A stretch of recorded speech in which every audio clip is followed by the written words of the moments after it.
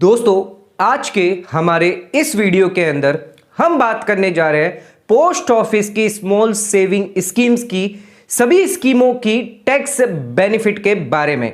यानी कौन सी स्कीम में आपको कितना टैक्स बेनिफिट मिलेगा, क्या आपको फायदा मिलेगा, क्या डिडक्शन आपको अलाउ किया जाएगा इनकम टैक्स पर्पस के हिसाब से, जिसको आज हम इस वीडियो के अंदर डिटेल में डिस्कस करने जा रहे हैं।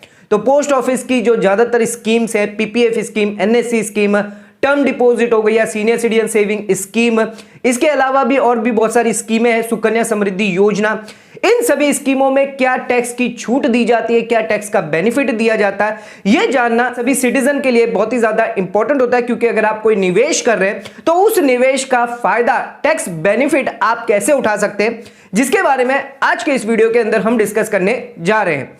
तो दोस्तों, आज का वीडियो आप सभी के लिए बहुत ज्यादा इंपॉर्टेंट है। चैनल पर नए तो सब्सक्राइब कर लीजिए और बेल आइकन पर नोटिफिकेशन पे क्लिक कर लीजिए ताकि आपको आने वाले सभी नोटिफिकेशन रिगार्डिंग हमारे वीडियोस रेगुलरली मिलते रहें।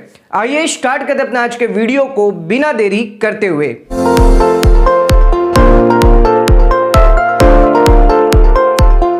दोस्तों, आइए स्टार्ट करते हैं अपना आज के वीडियो को और बात करते हैं पोस्ट ऑफिस की उन सभी स्कीमों के बारे में जो आपको टैक्स बेनिफिट यानी टैक्स का फायदा देने वाली है। सबसे पहले बात करेंगे पोस्ट ऑफिस की सेविंग बैंक अकाउंट स्कीम के बारे में। अगर आप पोस्ट ऑफिस के अंदर सेविंग अकाउंट खुलवाते हैं तो उस केस में 4% तक का आपको ब्याज दिया जाता है सालाना के तौर पर। अगर आप मिनिमम इन्वेस्टमेंट की बात करें तो 500 रुपए मिनिमम इन्वेस्टमेंट और मैक्सिमम कोई लिमिट नहीं रखी गई है, मैक्सिमम आप कितना भी निवेश कर सकते हैं। जो भी सेविंग बैंक अकाउंट पर आपको ब्याज दिया जा रहा है जिस पर कोई भी टीडीएस डिडक्ट नहीं लागू होता है, यानी टीडीएस जो है वो सेविंग बैंक अकाउंट के इंटरेस्ट पर डिडक्ट नहीं किया जाएगा। जो भी इंटरेस्ट आपको दिया जा रहा है 10,000 रुपए तक एटीडीटी ए के तहत आपको बेनिफिट दिया जाता है इनकम टैक्स एक्ट के अंदर। अगर आप सीनियर सिटीजन है तो उस केस में एटीडीटी बी के तहत दिया जाता है, जो saving bank account fix deposit मिलाकर 50,000 की लिमिट रखी गई है। इसके अलावा भी एक एग्जम्पशन जो है दिया जाता है पोस्ट ऑफिस सेविंग अकाउंट वालों को। अगर आपका पोस्ट ऑफिस सेविंग अकाउंट के अंदर ब्याज आ रहा है तो उस केस में एटीडीटी बी के अलावा आपको 1015 आई के अंदर एग्जम्पशन दिया जाता है 3500 रुपए का। और अगर आपने ज्वाइंट अकाउंट खुलवाया तो उस केस में 7,000 रुपए तक की आपको टैक्स एग्जम्पशन मिल जाती है। जितना का आपका इंटरेस्ट होगा पूरा का पूरा 7,000 रुपया जो है वो एग्जम्प्ट कर दिया जाएगा। यानी 10,000 तो आप एटीडीटी ए से ले लेंगे और 7,500 या 3,500 अगर इंडिविजुअल अकाउंट है तो 3,500 का बेनिफिट आप 1015 आई से भी उठा सकते हैं। दोस्तों, आ जाते हैं अपने सेकेंड पॉइंट पे। अगर आप पोस्ट ऑफिस की टर्म डिपॉजिट में निवेश करते हैं तो क्या टैक्स बेनिफिट आपको दिया जाएगा, आइए जानते हैं। 7.5% के हिसाब से ब्याज आपको पोस्ट ऑफिस द्वारा एफडी पर दिया जाएगा। 1,000 रुपए के इन्वेस्टमेंट के साथ आप मैक्सिमम कोई लिमिट नहीं रखी गई है, मैक्सिमम कितना भी निवेश कर सकते हैं। जो ब्याज आपको दिया जा रहा है वो एनुअली आपको दिया जाएगा। दोस्तों, अब टैक्स बेनिफिट की अगर बात करें तो भी डिपॉजिट आप करते हैं सालाना के अंदर तो उस केस में आपको एटीसी के तहत 1.5 लाख तक की छूट मिल जाती है। यानी अगर किसी साल में आपने 5 लाख रुपए निवेश करे तो आपको सिर्फ 1.5 लाख तक की ही छूट मिलेगी। 1.5 लाख से ज्यादा आपको बेनिफिट टैक्स डिडक्शन नहीं दिया जाएगा। लेकिन एक कंडीशन और ध्यान रखिएगा एटीसी की कि ये जो 1.5 लाख है वो अदर इन्वेस्टमेंट मिलाकर पूरा ओवरऑल टैक्स बेनिफिट आपको 1.5 लाख तक का दिया जाएगा। एग्जांपल के तौर पर अगर आपने सीनियर सिटीजन सेविंग स्कीम के अंदर 5 लाख रुपए निवेश करे और फिक्स डिपॉजिट के अंदर 5 लाख रुपए निवेश करे तो दोनों टोटल 10 लाख रुपए आपने निवेश करे, तो ऐसा नहीं है 1.5 लाख रुपए आपको जो है छूट दी जाएगी, आप ओवरऑल 1.5 लाख रुपए एटीसी के तहत छूट दी जाएगी। आइए इसके बात करते हैं टीडीएस के बारे में। तो इंटरेस्ट जो भी आपको दिया जाएगा फिक्स डिपॉजिट पर 7.5% की रेट के हिसाब से आपका जो टीडीएस है वो 40,000 के अगर अंदर है, इंटरेस्ट जो है वो 40,000 के अंदर है तो उस केस में कोई भी टीडीएस लायबिलिटी नहीं आएगी। अगर सीनियर सिटीजन है तो 50,000 की लिमिट रखी गई है। इससे क्रॉस अगर आपका इंटरेस्ट अमाउंट निकल के आता है तो उस केस में 10% की रेट पर आपका टीडीएस डिडक्ट कर लिया जाएगा। और अगर आपने पैन अगर पोस्ट ऑफिस को नहीं दिया तो उस केस में आपका 20% की रेट पर टीडीएस डिडक्ट किया जाएगा। बात करते हैं इसके ब्याज की टैक्सेबिलिटी। तो ब्याज जो भी होगा वो इनकम फ्रॉम अदर सोर्सेज के अंदर टैक्सेबल किया जाएगा। लेकिन अगर आप इनकम टैक्स का डिडक्शन लेना चाहते हैं तो उस केस में अगर आपकी जो स्लैब है वो देखी जाएगी कि आपकी slab below the basic exemption limit है या नहीं है। अगर आप एक इंडिविजुअल है, सीनियर सिटीजन नहीं है, तो उस केस में 2.5 लाख की आपकी बेसिक एग्जम्पशन लिमिट होती है। और अगर आप सीनियर सिटीजन है तो उस केस में 3 लाख रुपए।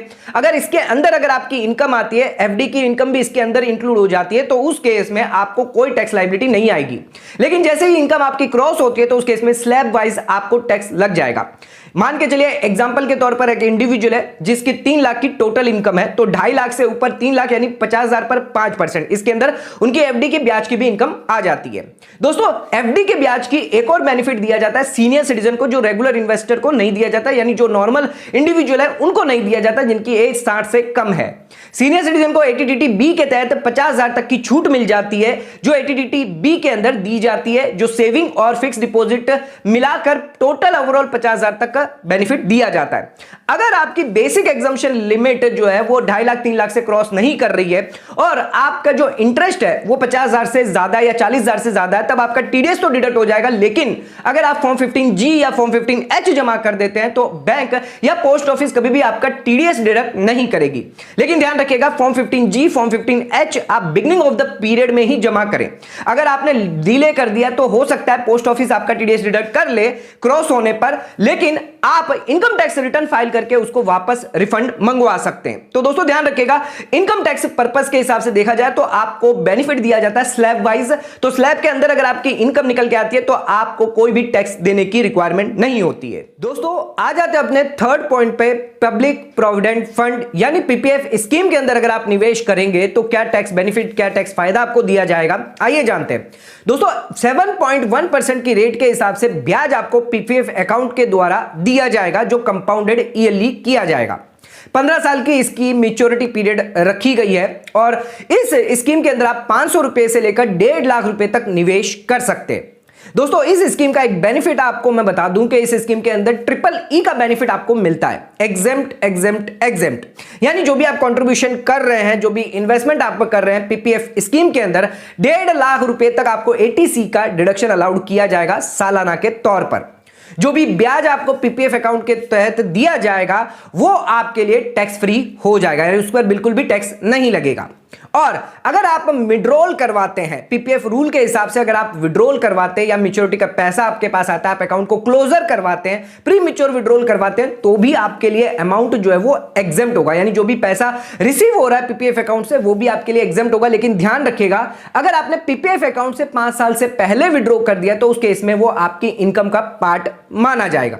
दोस्तों सेम केस है फिक्स डिपॉजिट के अंदर है कि 5 साल तक अगर आपको डिपॉजिट अगर आप कंटिन्यू रखते हैं तभी आपको एटीसी का बेनिफिट मिला जाएगा 1.5 लाख रुपया। अगर आपने 5 साल से पहले उसको प्रीमेच्योर विड्रॉल करवा लिया तो वो आपकी इनकम का जो है वो पार्ट मान लिया जाएगा, यानी आप पर इनकम मानकर उस पर टैक्स लगाया जाएगा। दोस्तों आ जाते हैं अपनी नेक्स्ट पोस्ट ऑफिस स्कीम जो है नेशनल सेविंग सर्टिफिकेट एनएससी, जो 5 साल की लॉक इन पीरियड के साथ आती है। इंटरेस्ट आपको पोस्ट ऑफिस द्वारा 7.7% के हिसाब से दिया जाता है, जो कंपाउंडेड एनुअली, लेकिन पेबल एट मैच्योरिटी पर पूरा का पूरा आपको ब्याज जो है वो मैच्योरिटी के समय दिया जाएगा। मिनिमम आप 1,000 रुपए और मैक्सिमम इस स्कीम के अंदर कोई लिमिट नहीं रखी गई है, यानी मैक्सिमम आप कितना भी निवेश कर सकते हैं। आइए बात करते हैं इसके टैक्स बेनिफिट के बारे में। तो सेक्शन 80C के तहत जितना भी आप निवेश करते हैं, डिपॉजिट करते हैं, जितना भी कंट्रीब्यूशन आप करते हैं नेशनल सेविंग सर्टिफिकेट स्कीम के अंदर 1.5 लाख तक की आपको छूट दी जाएगी। यानी अगर आपने 5 लाख रुपए निवेश करें तो उस केस में सिर्फ 1.5 लाख आपको सालाना के तौर पर दिया जाएगा। अब अगर एनुअल इंटरेस्ट जो भी आपका निकल के आ रहा है उसकी भी आप छूट ले सकते हैं री इन्वेस्टमेंट करके। जो एनएससी स्कीम है जिसके अंदर री इन्वेस्टमेंट इंटरेस्ट किया जाता है, जिसके तहत आप हर साल यानी 4 साल तक आप एटीसी का बेनिफिट ले सकते हैं। जो भी ब्याज आपका निकल के आएगा वो एटीसी के ओवरऑल लिमिट के अंदर आप डिडक्शन क्लेम कर सकते हैं, लेकिन 5वें साल के अंदर जो भी आपको मैच्योरिटी का पैसा आएगा वो आपके लिए टैक्सेबल होगा स्लैब वाइज। एग्जांपल के तौर पर अगर पूरे 5 साल के अंदर आपको 1 लाख रुपए का एनएससी का ब्याज दिया गया है, यानी हर साल आपको 20-20 हजार रुपए का ब्याज दिया गया, तो 5 साल के लिए 1 लाख रुपए दिए गए, तो पहले साल में आप 20,000 रुपए जो एटीसी के तहत 1.5 लाख के अंदर कवर होती है तो आप डिडक्शन क्लेम कर सकते हैं। दूसरे साल में भी 20,000 क्लेम कर लेंगे, ऐसे 4 साल में यानी टोटल 80,000 रुपए जो है वो आप क्लेम कर सकते हैं। लेकिन 5वें साल में आपको पूरे के पूरे 1 लाख पर आपको स्लैब वाइज जो भी आपकी टैक्स रेट होगी उस पर आपको टैक्स देना होगा। इसका मतलब यह है कि 80,000 पर तो आपने टैक्स बेनिफिट ले लिया पिछले 4 सालों में, यानी इस साल पर आपको सिर्फ 20,000 जो एक्स्ट्रा जो नेट निकल के आता है उस पर टैक्स लगेगा, लेकिन इनकम तो आपको पूरी 1 लाख इंक्लूड करनी होगी क्योंकि ऑलरेडी आपने 80,000 का का बेनिफिट ले लिया है। दोस्तों अगर आप जो मेथड है वो कैश मेथड फॉलो करते हैं, यानी मैच्योरिटी के समय अगर पूरा इंटरेस्ट दिखाते हैं, तो ये 80,000 का बेनिफिट आपको नहीं मिलेगा, यानी हर साल आप एटीसी का बेनिफिट नहीं ले पाएंगे। तो अगर आप ड्यू बेसिस पर दिखाते हैं तभी ये बेनिफिट आपको मिल जाएगा। दोस्तों आ जाते हैं अब अपने अगली पोस्ट ऑफिस इन्वेस्टमेंट स्कीम, जो है सुकन्या समृद्धि योजना। सुकन्या समृद्धि योजना में आपको 7.6% का ब्याज दिया जाता है, जो कंपाउंडेड एनुअली किया जाता है। 250 रुपया मिनिमम और मैक्सिमम आप 1.5 लाख रुपए तक इस स्कीम के अंदर निवेश कर सकते हैं। इस स्कीम के अंदर भी आपको EEE का बेनिफिट दिया जाएगा, एग्जेम्प्ट, यानी जो भी आप निवेश करेंगे, डिपॉजिट करेंगे, कंट्रीब्यूशन करेंगे, वो आपको एटीसी का बेनिफिट दिया जाएगा 1.5 लाख रुपए तक का। जो भी ब्याज आपको सुकन्या समृद्धि योजना द्वारा दिया जा रहा है, वो उस ब्याज को भी आपके लिए एग्जेम्प्ट होने वाला है। जो आपको पीपीएफ स्कीम के अंदर एग्जेम्पशन का बेनिफिट मिला था, वही सेम बेनिफिट आपको सुकन्या समृद्धि योजना के अंदर दिया जाएगा। जो भी अमाउंट रिसीव आप कर रहे हैं सुकन्या समृद्धि योजना से, यानी प्रीमेच्योर विड्रॉल करवा रहे हैं या मैच्योरिटी का जो पैसा आपके पास आ रहा है, वो भी आपके लिए एग्जेम्प्ट होगा। ध्यान रखिएगा इस स्कीम की जो मैच्योरिटी है वो 21 साल की रखी गई है, या फिर अगर आपकी जो गर्ल चाइल्ड है वो 18 साल के ऊपर हो जाते हैं तो इस स्कीम के अंदर आप मैच्योरिटी करवा सकते हैं। इसी के साथ एक महिला समान सेविंग सर्टिफिकेट भी जारी किया गया था, जो 2 साल के लिए रखा गया था। 7.5% की रेट के हिसाब से उस स्कीम में कोई भी बेनिफिट आपको नहीं दिया जाता। अगर आप कंट्रीब्यूशन करेंगे महिला समान सेविंग सर्टिफिकेट में, तो आपको कोई भी एटीसी का बेनिफिट नहीं दिया जाएगा। जो भी ब्याज होगा उसका भी बेनिफिट आपको उस स्कीम के तहत नहीं दिया जाएगा। दोस्तों आ जाते हैं अब अपने आखिरी पोस्ट ऑफिस स्कीम, जो है सीनियर सिटीजन सेविंग स्कीम। इस स्कीम के तहत आपको 8.2% का ब्याज क्वार्टरली के रूप में दिया जाता है। इस स्कीम के अंदर आप मैक्सिमम 30 लाख रुपए तक निवेश कर सकते हैं। इसकी मैच्योरिटी जो है वो 5 साल की रखी गई है, और जो सीनियर सिटीजन जिनकी एज 60 साल से ज्यादा है वही इस स्कीम के अंदर निवेश कर सकते हैं। आइए इसकी टैक्स बेनिफिट की बात करें, तो जो भी ब्याज आपको सीनियर सिटीजन सेविंग स्कीम के तहत दिया जा रहा है, अगर आप सीनियर सिटीजन है तो उस केस में आपको 50,000 तक छूट दी जाएगी ATTT-B के तहत, यानी 50,000 तक आपका कोई भी टीडीएस डिडक्ट नहीं किया जाएगा। अगर आपका 50,000 से ज्यादा क्रॉस हो जाता है इंटरेस्ट, तो उस केस में टीडीएस लायबिलिटी आ जाती है। दोस्तों अगर आपकी स्लैब से कम अगर इनकम है, फिक्स डिपॉजिट की इनकम मिलाकर, तो उस केस में आप फॉर्म 15G या फॉर्म 15H, सीनियर सिटीजन के लिए फॉर्म 15H है, वो आपको जमा करना होगा, जिससे आपका टीडीएस डिडक्ट नहीं होगा, अगर 50,000 से ज्यादा भी क्रॉस क्यों ना हो जाता हो। जो भी कंट्रीब्यूशन आप कर रहे हैं, जो भी डिपॉजिट आप कर रहे हैं, 1.5 लाख रुपए तक सालाना के तौर पर आपको छूट दी जाएगी। जितना भी इंटरेस्ट होगा वो सभी सीनियर सिटीजन अकाउंट को मिलाकर देखा जाएगा।